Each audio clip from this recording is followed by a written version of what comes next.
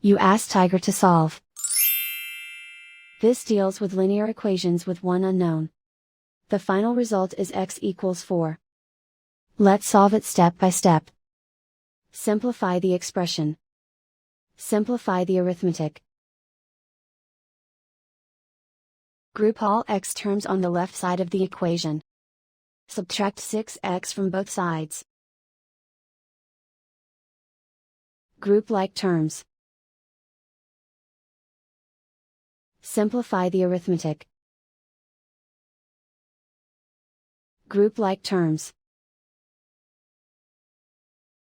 Simplify the arithmetic. Group all constants on the right side of the equation. Add 5 to both sides.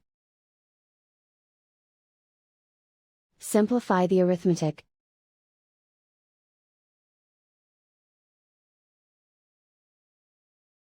Isolate the x. Divide both sides by 2. Simplify the fraction. Find the greatest common factor of the numerator and denominator. Factor out and cancel the greatest common factor.